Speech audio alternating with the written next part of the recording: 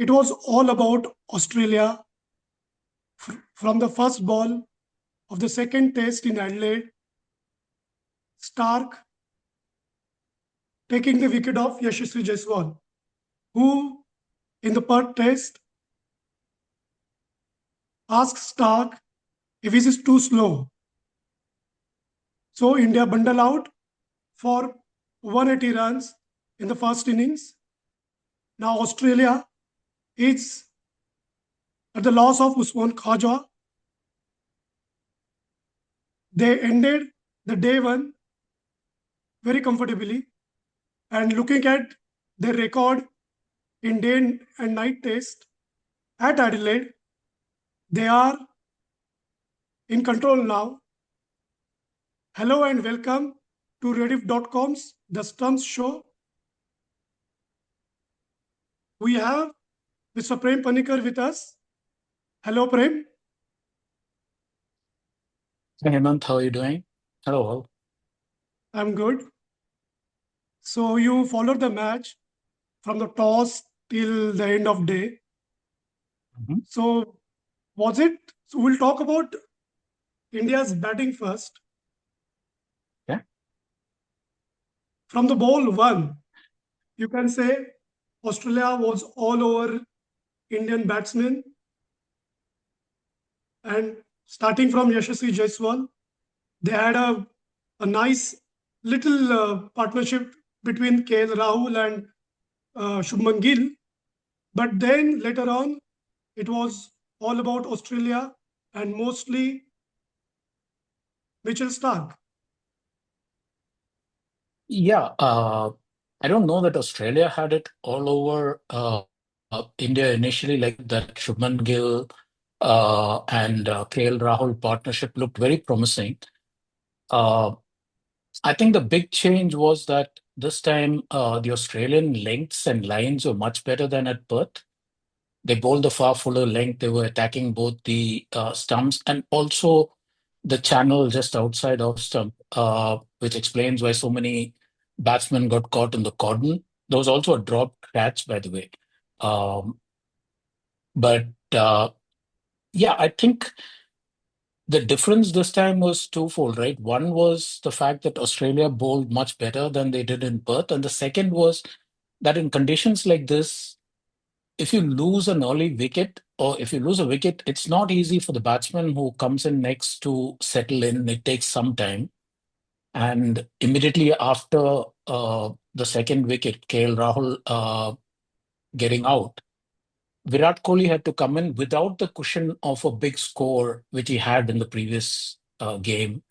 Also, if you look at the time that he came in the previous game, it was against a softer ball on a wicket where there was very little seam and swing movement. In fact, there was almost no movement. So he had the time to settle in. This time he didn't get that time. And that started that collapse that saw Rahul, Kohli, Rohit Sharma all going in quick succession. And that put, I think, India behind the eight ball in the innings.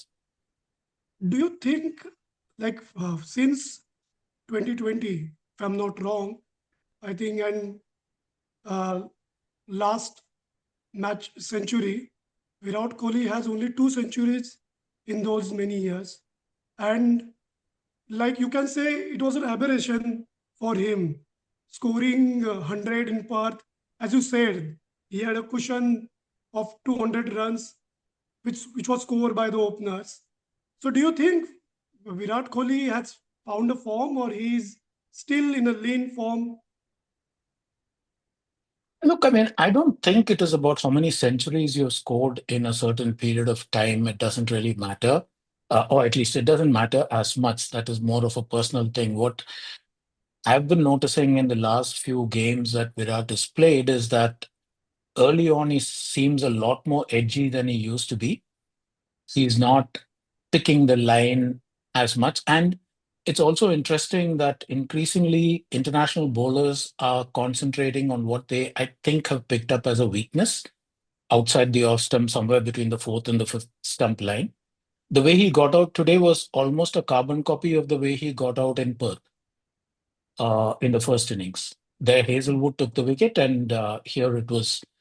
Um, but the same kind of delivery just outside the off stump, lifting off just back of a length, forcing Virat to not come forward. And Virat was not in this particular dismissal. He was neither forward nor back, which meant that he hadn't quite read the length or the bounce. And then if you see him bat, he was looking to play the ball. Then he realized it was bouncing. He looked to leave the ball.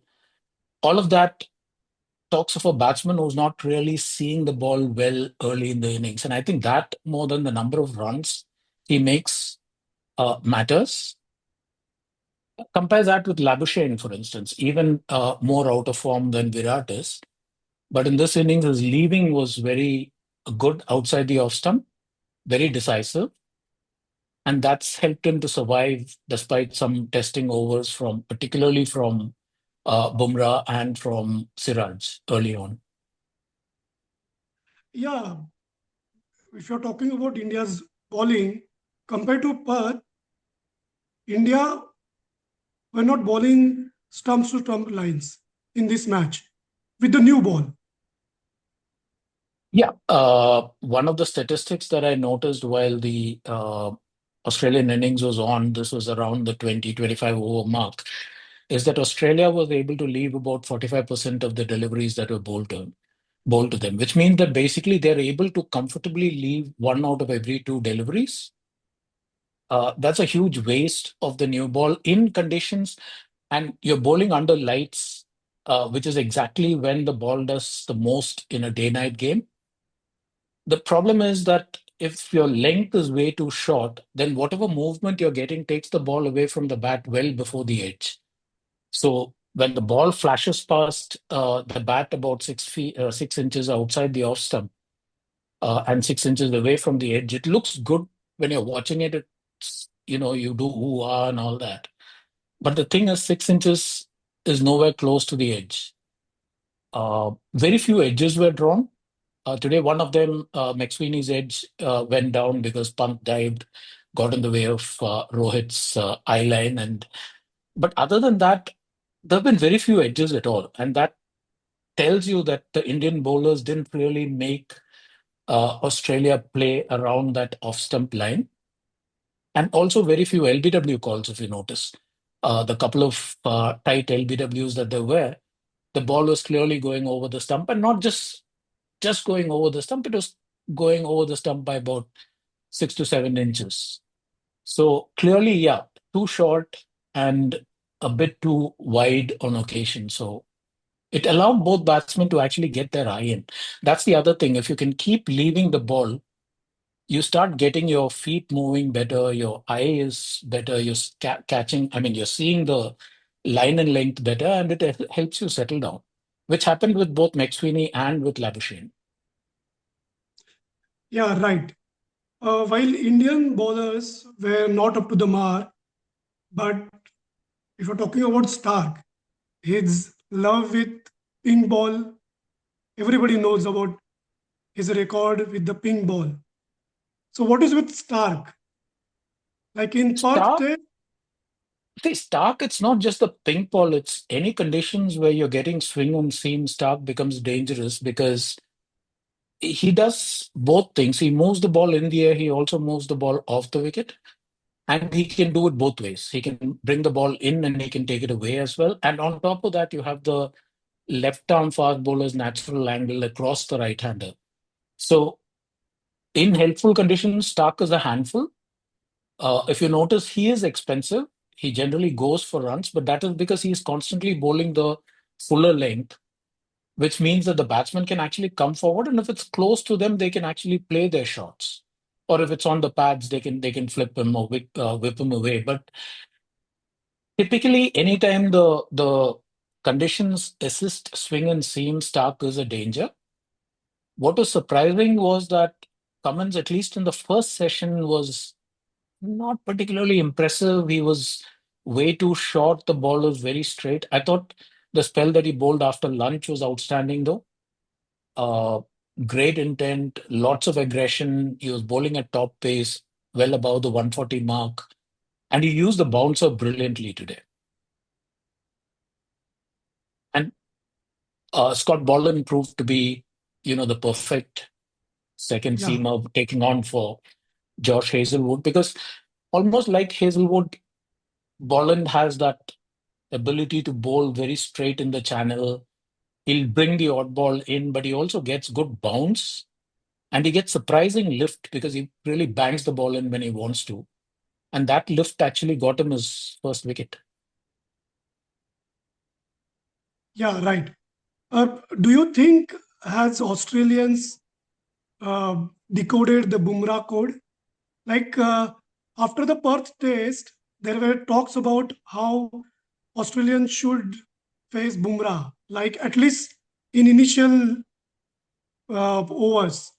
So have they like in today's day, they were leaving Bumrah's ball. Obviously, he didn't ball stump to stump, but at least they were making him ball too hard, or they were trying to make him toil for his wickets.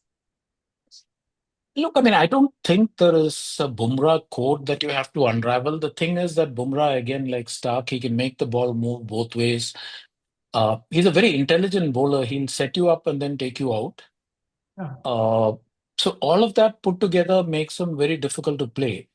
The thing is with Bumrah, it's almost like it's a replica of how KL Rahul plays initially. If you looked at the way he played against Stark, he just went, his foot was moving into the first line, his bat was very close to the body, and anything that was outside that line, KL Rahul just left it alone. He didn't bother about the ball that was flashing past his edge, it didn't matter to him.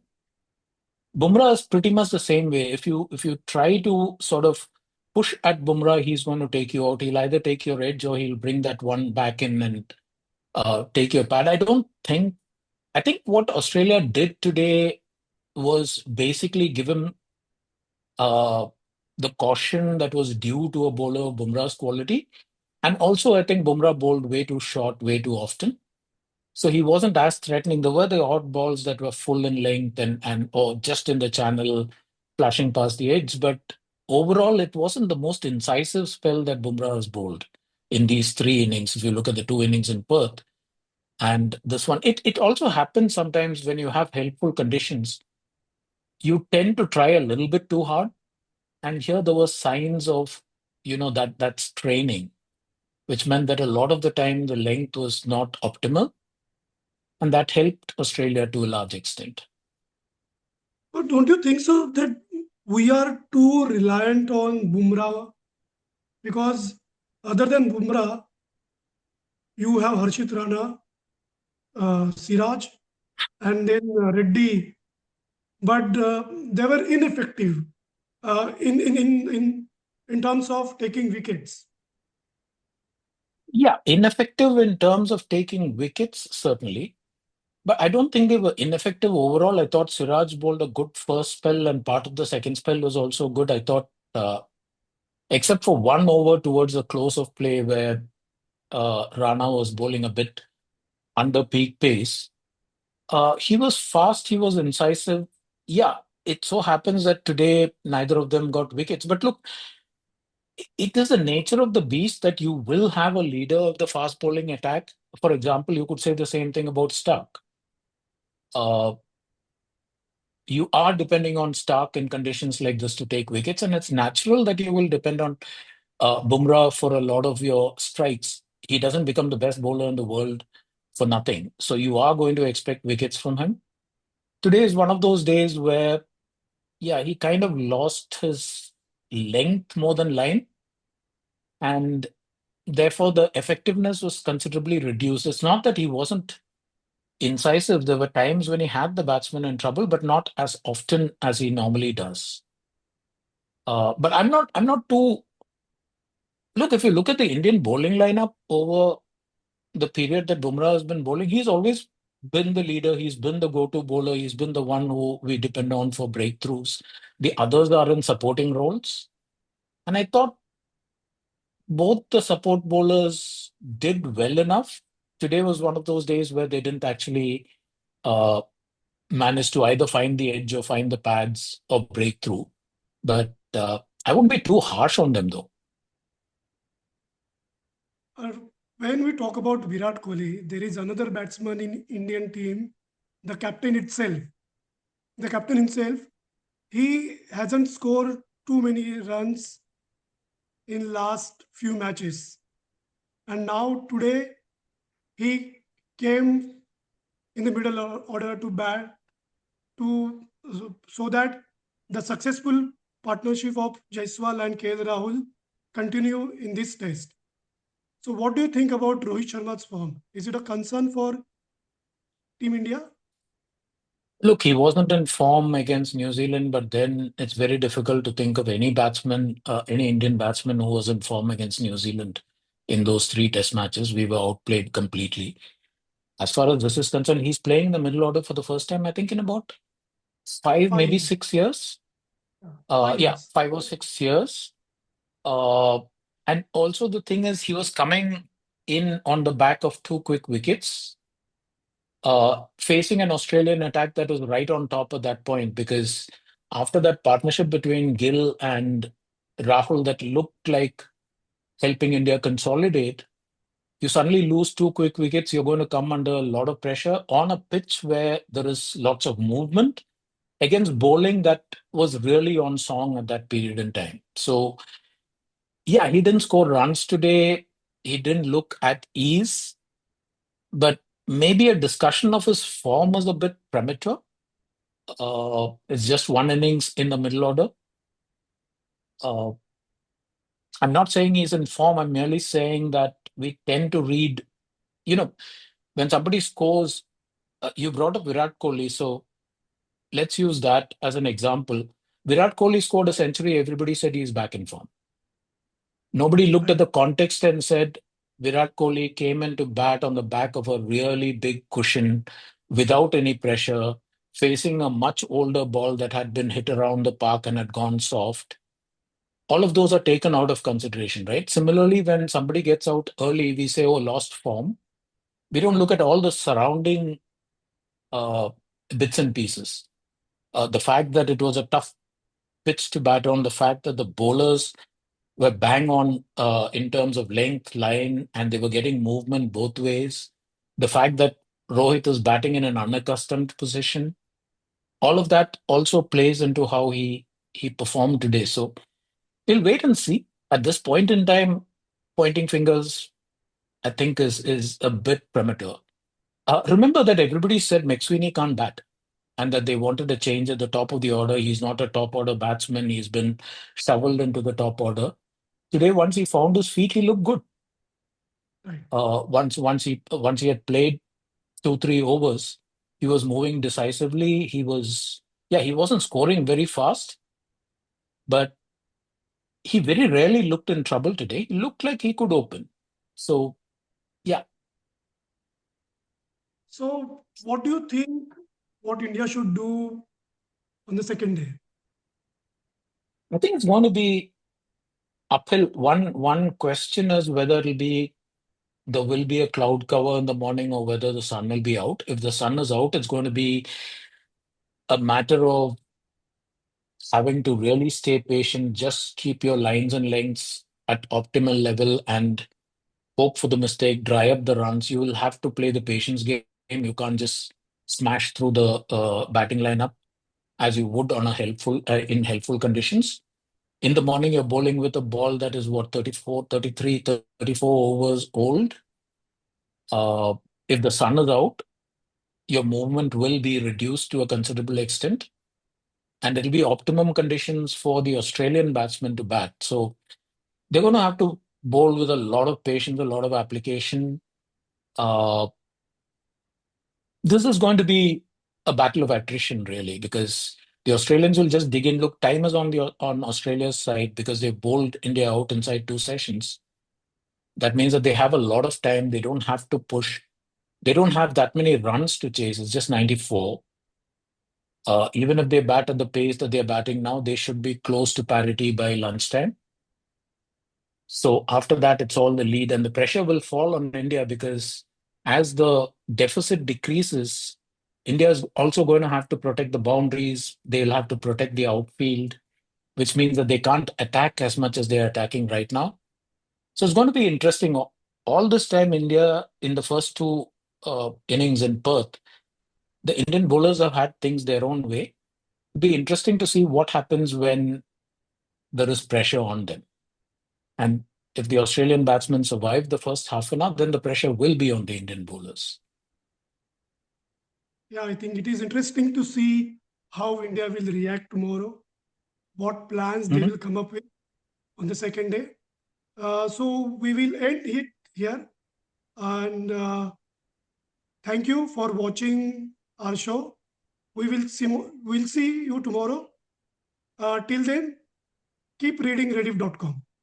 Thank you.